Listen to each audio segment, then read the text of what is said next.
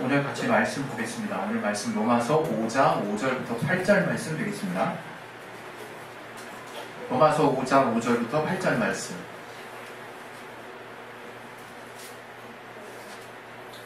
로마서 5장 5절부터 8절.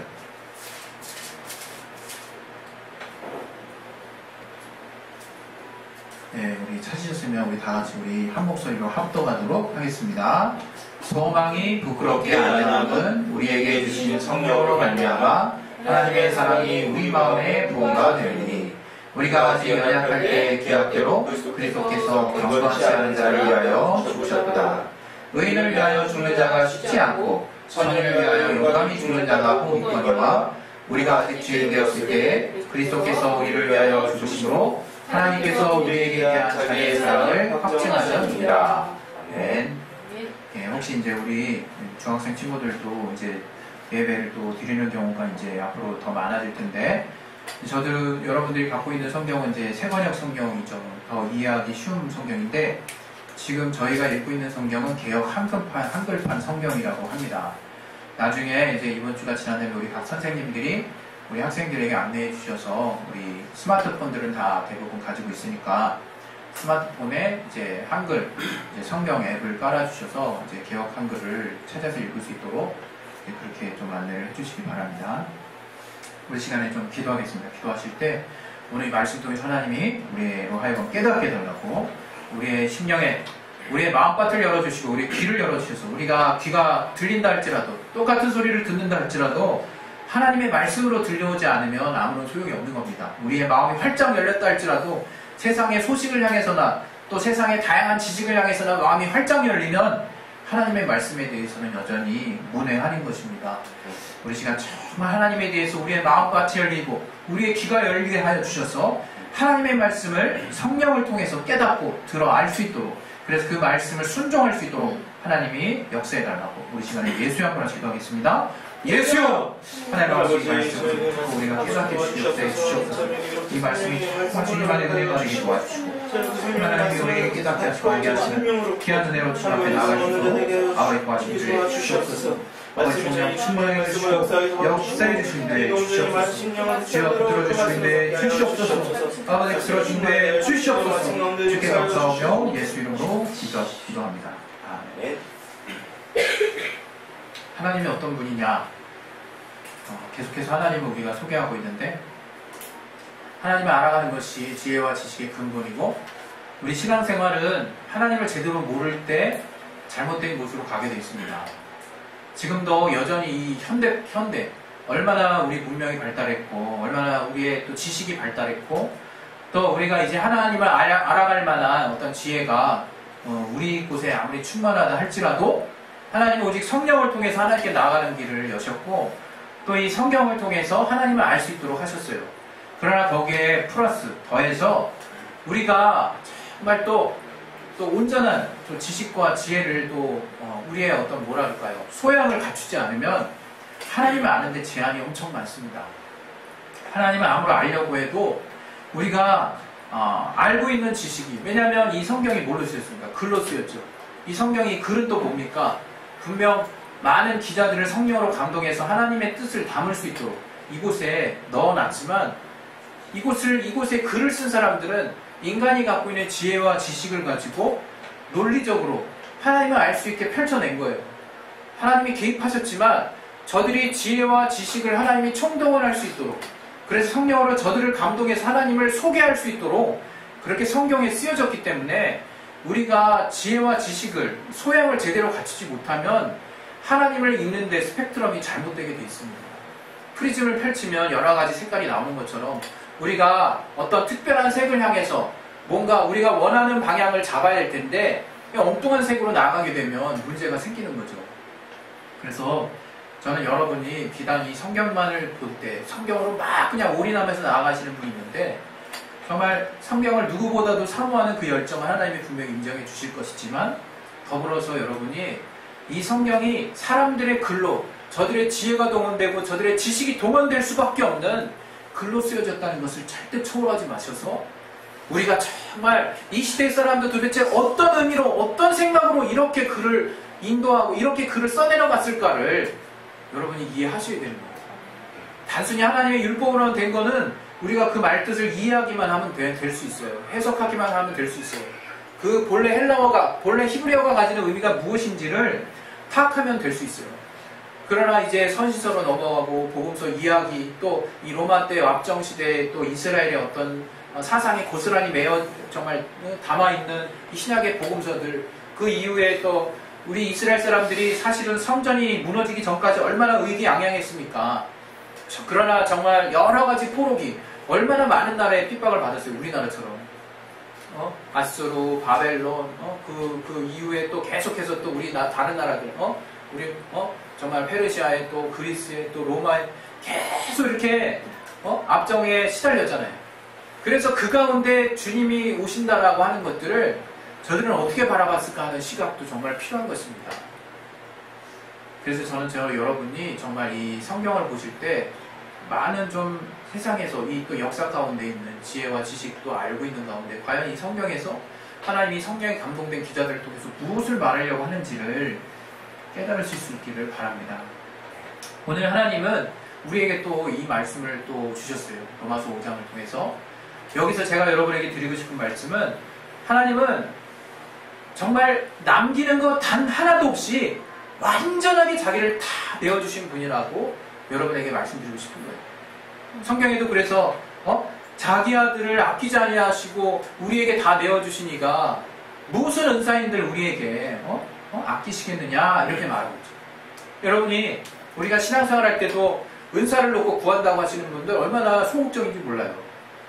마음 정리 안 되는 건 둘째치고 구할 때조차도 정말 어떻게 이렇게 하나님이 주신다고 하는데 이렇게 정말 뭐랄까 불성실하고 미적미적하고 또 주든 말든 마음대로 하세요. 딱 이런 느낌으로 기도할 수 있을까 싶어요. 그러나 하나님의 입장에서는 우리에게 그 아들 예수를 다 내어주신 그 순간 더 이상 그거 이상으로 주실 것은 이제 없는 거예요. 자신의 아들을 정말 그 누구보다도 사랑하는 아들, 정말 자녀를 낳고 또 아이가 생기고 나서 제가 달라진 심령이 있다면 이제 내가 오직 주님만을 위해서 나를 다 드리겠습니다 라는 고백이 이제 바뀌는 거죠. 내가 주를 위해서 우리 아이를 정말 바칠 정도로 그 우선순위가 뒤바뀌지 않는 신앙생활하게 도와주시옵소서. 쉽지 않은 문제거든요. 나를 바치는 거 정말 그것도 쉽지 않은 문제지만 더 나아가서 또 나를 통해서 나타난 이 생명을 또 내가 하나님께 드려서까지 나의 믿음을 표현한다는 것은 정말 어려운 문제인 것 같아요. 그런데 정말 하나님께서 자신의 독생하신 그 아들을 다 내어놓으신 거예요. 절망으로 나아가는 순간인 거예요. 저는 이렇게 표현하고 싶어요. 절망으로 나아가는 순간. 그것이 미래에 우리에게 엄청난 소망을 주시고 아들 예수께서도 이제 저 너머에 있는 정말 저가 신실하셨고 저가 온전하셨고 저가 옳으셨고 저가 공의로우셨고 저가 의로우셨기 때문에 하나님이 그러한 온전한 그 길을 따라서 저를 살리실 수 있었지만 저가 죽음에 내몰리시는 순간만큼은 온전하게 완전하게 하나님 다 의지하고 우리 인류를 위해서 자신을 다 내어놓으신 거예요. 그러니까 우리가 하나님이 나를 위해 자신을 다 내어놓으셨다라는 그런 어떤 명제를 생각해 볼 때 우리가 과거 한때는 이것이 뭔가 완전하지 않은 듯한 또 이렇게 표현해서는 안 되는 듯한 생각을 가지고 있었어요. 그러나 그것은 잘못된 것입니다. 성경 어디에도 하나님이 우리를 위해 자신을 내어놓으셨다는 것에 대해서 반박할 만한 내용이 없어요. 성경 어디에서도 하나님이 우리를 위해서 자신을 희생하셨다는 그 명제에 대해서 다른 뉘앙스로 설명한 것이 없습니다. 정말 우리는 하나님이 우리에게 얼마큼 우리에게 자신을 내어놓으셨느냐, 자신을 다 내어놓으셨다는 것을 신앙의 가장 중요한 가치로 여러분이 생각해야 될 줄로 믿습니다. 여러분, 그런데 이렇게 중요한 가치가 우리에게 있는데 우리가 정작 신앙생활하면서 우리가 제일 많이 놓치는 게 무엇이냐? 바로 이거예요. 바로 이거. 오늘 같이 나눴던 바로 이거. 바로 하나님이 말도 안 되는 사랑을 주셨다는 것에 우리가 항상 우리의 신앙에 중심을 둬야 되거든요. 우리 신앙의 중심이 흔들리는 이유가 뭘까?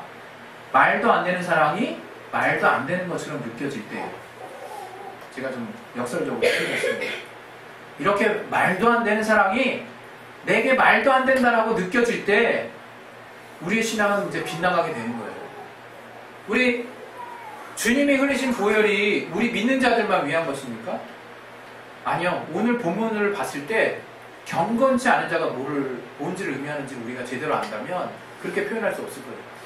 하나님은 우리 모든 사람이 구원의 길을 원하신다는 말씀을 우리는 알고 있어요. 그리고 더불어서 또 오늘 이 말씀 통해서 우리 로마서 5장에 우리 한번 봅시다. 6절에 한번 다시 봅시다.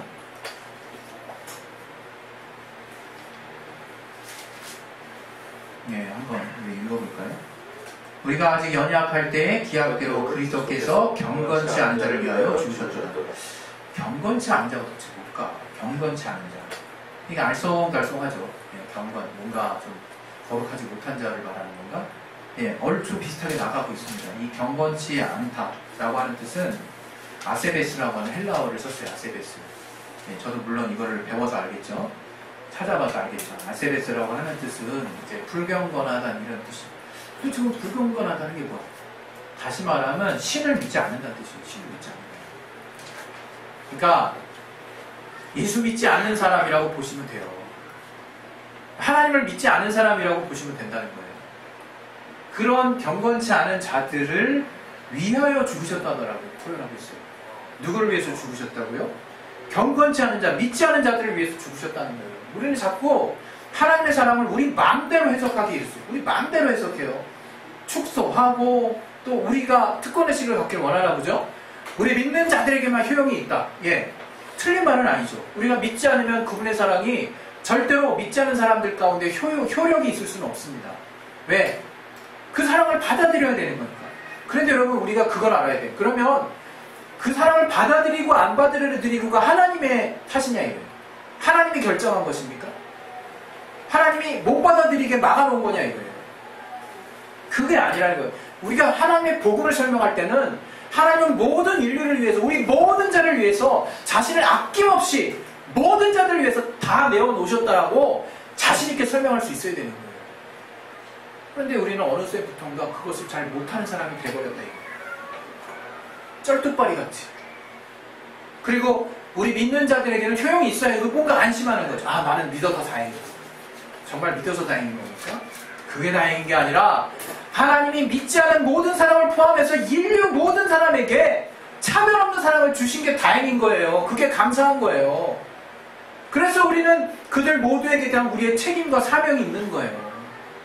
네, 그들도 이제는 마음만을 열면 주님 안에 들어갈 수 있으니까.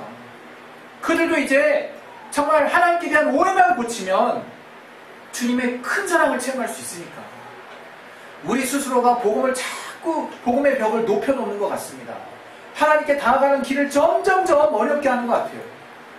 그게 바리새인과 서기관들이 했던 일이죠. 그들이 정말 율법적으로 모든 걸 다 지키는 그런 행위를 통해서 이스라엘에게 하나님을 섬기는 길은 높고도 험하고 너무나 거룩하고 구별되고 정말 어려운 길이구나, 이런 아주 깝깝한 마음만을 주었을 거라고 생각해요. 그러나 주님은 어떻습니까? 그 시대에 이제 공생의 삶을 사시면서 어땠어요? 세리와 친구 되시고 죄인과 친구 되시고 같이 술 먹으시고 술 드시고 같이 식사하시고 저들과 또 정말 즐기시고 또 저들의 연약함을 또 하나님이 붙들어 주시고 저들의 마음을 위로해 주시고 함께 해 주시고 온통 주님의 사역은 바리새인과 서기관들이 정말 저들의 구전되는 율법의 전통의 그 바리새인의 그 어떤 탈무드도 그런 거라고 했죠. 탈무드도 약 1100년 동안에 쓰여졌다고 했어요. 그게 기원 후 3세기까지 쓰여진 이스라엘 유대인들의 지혜서라고 그랬죠. 거기에 수많은 구전되는 전통과 율법의 내용들이 들어있어요. 저들의 지혜가 담겨있고 하나님의 말씀이 확대돼서 적용된 부분들이 들어있어요. 그것들을 통해서 하나님을 더 온전히 섬기기 위한 마음의 자세를 가다는 데 엄청난 도움이 될지 몰라도 정말 저들은 그것을 통해서 하나님께 나아갈 수 있다고 믿었어요. 하나님의 의를 취할 수 있다고 믿었다 이거. 그것이 하나님과의 담을 점점점 멀게 하는 거예요. 여러분, 세상에 주님이 우리에게 알게 하신 복음은 정말 눈높이가 낮은 것입니다. 우리 신앙생활이 뭐냐고요? 계속 우리는 거룩하게 나아가면서 세상과 우리와의 정말 그 갭은 점점점 늘려나가는 것이 신앙생활이 아니라 우리가 하나님의 정말 구별되는 빛과 같은 복음을 어디다 대놔도 정말 우리가 잘 지켜나갈 수 있으면서 가장 낮고 가장 저들과의 벽과 또 정말 문틈에 있는 요런 정말 턱도 없는 수준까지 우리가 저들과 동등하게 낮아져서 저들에게 하나님의 복음을 알게 해야 되는 거예요. 하나님의 사랑을 알게 해야 되는 거예요. 하나님의 따뜻함을 소개할 수 있어야 되는 거예요. 그것이 주님이 하신 일이거든요. 우리가 그 사랑을 전하지 못하기 때문에 여전히 우리는 우리 스스로가 벽을 만들고 있는 것입니다. 저들은 아무리 기독교에 대해서 우리가 아무리 좋게 얘기해도요, 이미 우리가 다 만들어 놓은 이 담장 때문에 넘어오기가 너무 힘들어요. 요즘에는 열린교회가 정말 이렇게 점점점 이렇게 퍼지고 있습니다. 열린교회, 다양한 형태로 옛날부터 열린교회는 있었죠. 그러나 지금의 제가 말씀드리고 있는 열린교회는 교회의 문턱을 낮추는 거예요. 교회의 문턱을. 과감하게 저들이 예배에 참여할 수 없다 하더라도 교회 안에 어떤 저들의 도움을 받을 만한 어떤 요소를 가지고 오는 사람들을 다 받아들이는 거예요. 얼마나 파격적입니까? 근데 저들 모두에게 그런 사랑, 또 그런 친절, 그런 배려를 주는 거예요. 여러분, 교회의 할 일은 정말 바뀌어 나가야 됩니다. 우리가 오직 칭의, 주님으로 말미암는 의롭게 된 그것은 변치 않는 진리예요. 그러나 그 진리를 아는 사람들이 변해야 된다 이거예요. 하나님의 의를 힘입은 사람들이 그 의를 나와 내 지경에 펼칠 수 없다면, 또 우리의 지체 가운데 나눌 수 없다면 그 사람의 신앙은 거짓말입니다. 분명히 형제를 사랑하지 않는 자는 하나님을 사랑하지 않는다라고 요한이 단언해서 말한 것처럼 우리가 하나님의 사랑을 체험하고 하나님의 실천적인 사랑을 우리가 깨달았다면 우리의 마음에도 그러한 뜨거움이 있어야 되는 거예요. 그런 동함이 있어야 되는 거예요. 정말 오늘 하나님이 우리에게 하신 말씀이 어떤 말씀인지 우리가 다시 보길 원합니다. 여기 보면 경건치 않은 자를 위해서 죽으셨도다 이렇게 먼저 선언을 하시고, 의인을 위하여 죽는 자가 쉽지 않다 이렇게 먼저 말을 합니다. 의인이 어떤 자냐, 여기 보시면 의인이라고 하는 것은 정직한 사람을 또 말하기도 해요. 또 넓은 의미에서는 옳은 사람, 또 고결한 사람. 그러니까 여러분 이렇게 보시면 돼요. 여기서 표현하는 의인이라고 하는 것은 디카이오스라고 하는 이 헬라어는 올바른 가치를 가진 사람. 또 우리가 하나님의 법 안에서는 하나님의 말씀을 잘 지키는 사람을 또 우리는 의인이라고 얘기해요. 어떤 사람이 대충 그림이 그려지죠. 여러분 이렇게 길 가다가도 저랑 길 가다가도 아니지, 어떤 사람의 이야기를 듣다가, 어떤 사람을 이제 이야기를 듣다가 이 사람 참 똑바르네, 뭔가 올곧네, 뭐 이런 정말 자기의 의로움을 잘 또 통해서 정말 공정하고 공평한 삶을 살려고 노력하는 사람이 있다 이거예요. 근데 여기 성경에 뭐라고 나왔습니까? 그런 사람을 위해서 죽는 자가 쉽지 않다는 거예요. 손에 꼽을 만큼. 그 다음에 선인이 그 다음 어떤 여기서는 병행문구로 볼 수도 있지만 조금 더 나아간 개념으로 또 보여지기도 하거든요. 또 이 선인이라는 건 뭘까? 우리나라 표현으로는 그냥 착한 선자 썼죠. 영어로는 뭐 굿맨 정도가 될까요? 그 착한 사람이 뭘까요? 이 착한 사람은 여러분 이렇게 보시면 돼요. 정말 본이 되는 사람을 말하는 거예요. 정말 덕성과 인품과 모든 면에서 훌륭한 사람. 우리 훌륭하다라고 할 때 그냥 요즘에는 훌륭하다는 걸 쉽게 표현할 수도 있고, 또 어떤 특별한 것들을 놓고 훌륭하다라고 표현할 수 있지만, 사실 이 훌륭하다는 표현에는 모든 면에서 타의 모본이 되는 거예요. 인격적으로 뿐만 아니라 여러 가지 면에서 정말 덕이 될 만한, 본이 될 만한, 정말 탁월한 이런 사람을 말하는 거예요. 그런 선한 사람을 위해서, 우리가 정말 가끔 가다가 우리 이제 역사들을 살펴보면 어떤 정말 존경하는 어떤 사람들을 위해서 자신의 삶을 이렇게 투자하는 사람들 있잖아요. 또 우리 많은 그런 어떤 사례들을 볼 수 있는데, 그 어떤 그런 예처럼 그런 사람들을 놓고 혹시 있을 수 있다. 혹시 있을 수 있다. 그러나 여러분, 우리가 받은 사랑, 이렇게 지나치게 강조해도 우리가 부족함이 없는 것은 우리가 받은 사랑이 무엇인지를 우리가 정확히 알아야 됩니다. 그리고 그 사랑이 미치는 효력이 무엇인지를 정확히 알아야 됩니다. 우리가 받은 사랑은 바로 우리 5장 8절 한번 보겠습니다. 5장 8절.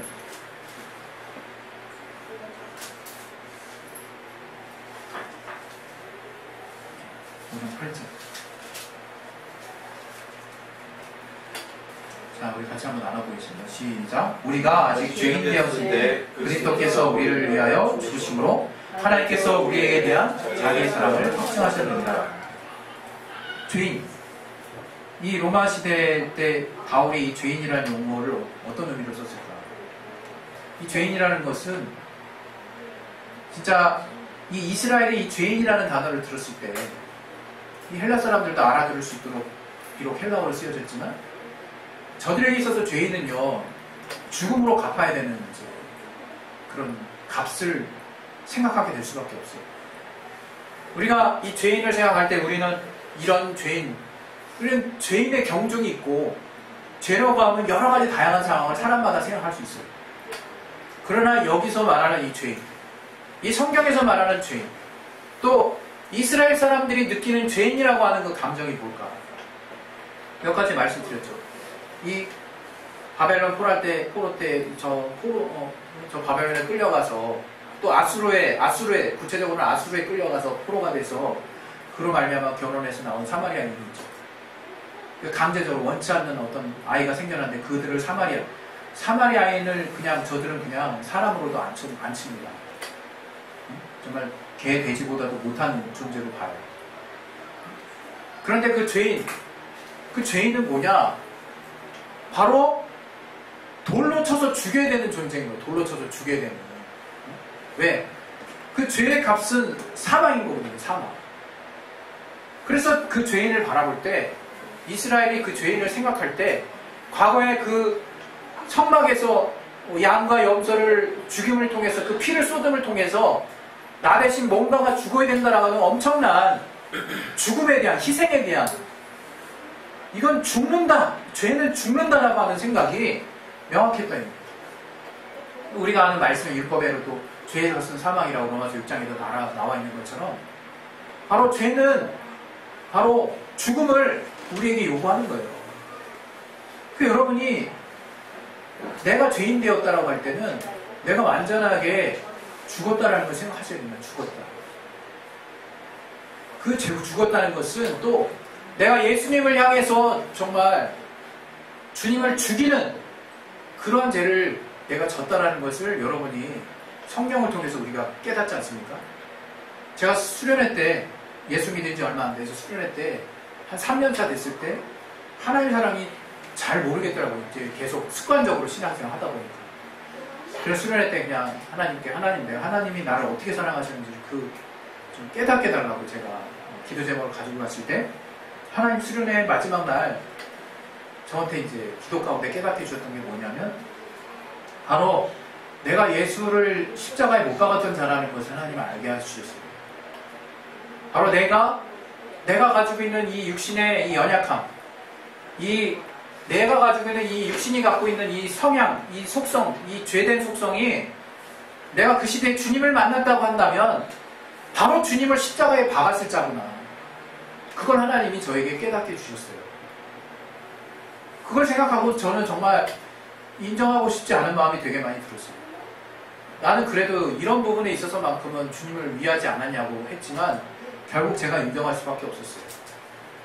하나님이 우리에게 죄인이라고 말씀하시는 것은 바로 누군가는 죽을 수밖에 없는 죄인이라는 것을 말하는 것이고 또 내가 바로 예수를 십자가에 못 박은 죄인이라고 하는 것을 말하는 거예요.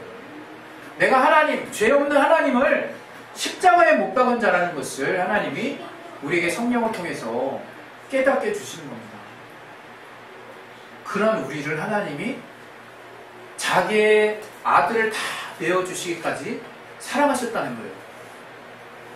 여러분, 이 사랑은 우리의 이성으로 깨달아지는 내용이 아닙니다. 그래서 우리 앞부분에 우리 5장 5절에 이 5절부터 제가 읽었던 거죠. 우리 5절에 뭐라고 나왔습니까? 소망이 부끄럽게 아니함은 우리에게 주신 성령으로 말미암아 하나님의 사랑이 우리 마음에 부음바 되느니 이렇게 나왔죠. 이 소망이 절대 우리를 부끄럽게 하지 않는다는 거예요. 그 이유는 우리에게 부어주신 성령으로 인해서 우리가 하나님의 사랑을 우리가 체험할 수 있다는 거죠. 그 사랑이 우리 마음에 부음받은 것이 곧 성령이 임재하신 사건일 뿐만 아니라 그 성령을 통해서 하나님이 우리에게 어떤 사랑을 주셨는지를 우리가 체험함을 통해서 바로 우리는 주를 향한 영원한 소망을 가질 수 있다는 거예요. 절대 그 소망이 부끄럽게 되지 않는다는 거예요. 그 사랑은 변치 않은 너무나 확실한 증거이기 때문에 그것을 성령이 우리 안에 들어오셔서 인쳐주심으로 깨닫게 해주시는 거예요. 깨닫게 해주시는 거예요. 저는 여러분에게 드리고 싶은 말씀이 있어요. 이렇게 놀라운 사랑을 과연 여러분이 성령 안에서 체험하고 계시냐 이거예요. 이렇게 말도 안 되는 사랑. 제가 이번에 그래서 설교 제목이 말도 안 되는 사랑입니다. 왜? 이거 절대 이성으로 접근하면 안 되는 문제니까. 이건 절대 지식으로 정리하면 안 되는 문제니까. 이건 절대 감정적으로만 정리돼서는 되는 문제가 아니니까. 저는요, 신앙생활 하면서 감정적으로 뜨겁게 하나님께 고백하고 또 저에게 어떤 표현을 하고 휙 돌아선 사람 많이 봤어요. 하나님께 또 저에게 휙휙 돌아선 사람 많이 봤어요. 감정도 여러분 믿을 게 못 돼요. 여러분 감정 너무나 중요한 요소입니다. 하나님 감정 없이 하나님께 나아갈 수 있겠습니까? 감정 없이 밋밋하게 나가는 것도 정말 이상하고 잘못됐지만 감정만으로 나아가는 것도 문제예요. 정말 우리가 하나님께 무엇 때문에 반응하고 있는지 그 말씀이 성령으로 내 안에 깊이 감동되어서 하나님이 손으로 만져진 것 같이 그 사건이 바로 내게 있었던 사건인 것 같이 내가 바로 예수를 정말 참으로 그 옆구리를 찌르고 또 망치로 그 못으로 그분의 손을 찌르고 내가 그분을 직접 죽이는데 내가 참여했던 사람인 것처럼 하나님이 그렇게 실감나게 깨닫게 해주신 이유가 뭘까? 바로 내가 그런 사랑을 받았기 때문이에요. 그런 사랑. 말도 안 되는 사랑. 여러분 이것은 정말 성령께 몸부림쳐야 되는 부분입니다. 정말 주님 앞에 정말 더 매달리세요. 마지막으로 여러분에게 드리고 싶은 말씀은 이렇게 해서 여러분이 알게 된 사랑을 쓸 줄 몰라요. 정말 답답해요. 저는 솔직히 여러분에게 고백합니다. 저 그것 때문에 사는 사람이에요. 저 그 사랑 때문에 평안한 사람이고 그 사랑 때문에 담대한 사람이고 그 사랑 때문에 늘 평안하고 기뻐할 수 있는 사람이에요. 여러분. 그 사랑을 쓸지도 모르면서 뭘 체험하게 해달라고 그랬습니까? 그 사랑을 마지막에 이 땅에서는 막 괴로움으로 다 참아가면서 마지막 날 주님 오실 때 그때 가서 활용하겠다고 하는 사람 반밖에 모르는 사람이에요. 여러분. 주님이 우리에게 역사하신 그 역사가 끊어졌습니까? 이 땅에서? 지금도 계속되고 있는 거예요. 하나님이 성령을 주신 이유는 이 육체에 부어주신 이유는 이 땅 가운데서 하나님이 구체적으로 내게 어떤 사랑을 주시고 또 주셨고 또 지금 체험을 통해서 주시고자 하는지를 깨닫게 하시고자 하는 그 이유가 있단 말이에요. 여러분. 여러분 이 땅 가운데서 내가 주로 말미암나 평안이 있게 달라고 주로 말미암는 기쁨이 있게 달라고 예수로 말미암는 사랑이 무엇인지를 알게 해달라고 몸부림치셔야 되는 거예요.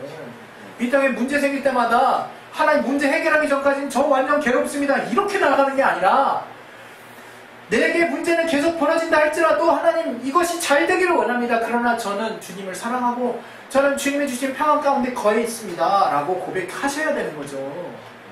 이제 예수 믿는 자라면 주님의 기쁨과 평안이 늘 여러분의 이 땅의 삶 가운데서도 거해 있어야 여러분이 그 기쁨을 가지고 주님 만날 거 아니에요. 주님은 그동안 괴로웠습니다. 왜 진작 오시지 않았습니까? 그런 극단적 종말론적 말세론자가 우리 기독교인들이 아닙니다. 이 땅은 온통 게으러워서 딱 단절되고 역사는 끊어졌고 주님이 이 땅에서 온통 어두운 사회를 그냥 지켜나가기만을 바라시고 입 딱 닫고 손 딱 팔짱 끼시고 그냥 뭔가 우리가 다 해야만 역사할 수 있는 그런 어두운 세상이 아니라 얼마든지 우리가 하나님을 찾으면 주님 안에서 주님이 주시는 사랑과 은혜가 무엇인지를 나의 인생을 바꿀 만큼 정말 확실하게 깨닫게 해주시고 이 땅에서의 구체적인 것들을 하나하나 응답하시는 분이 저와 여러분이 믿는 하나님이라 저와 여러분이 믿는 예수가 됩니다. 여러분 우리가 그 나라를 소망해야겠지만 이 땅에서 변함없이 주님의 사랑이 어떠한 것인지를 그 말도 안 되는 사랑을 성령을 통해서 구체적으로 체험하셔야 됩니다. 할렐루야. 네. 우리 시간 기도하겠습니다. 여러분 정말 이 땅과 저 하늘이 따로 떨어져 이렇게 돌아다니게 하지 마세요. 우리 영혼 육이 다 떨어져서 사는 사람처럼 살지 마세요. 육신이 괴로우면 다 괴로운 거예요. 육체가 병이 들면요 주님 생각이 별로 안 나요.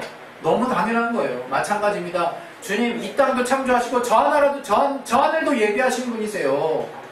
동일한 사랑을 이 땅에서 내가 얼마나 깊이 체험하느냐가 그 나라에서 또 내가 누릴 수 있는 근본적인 근거가 되는 것입니다.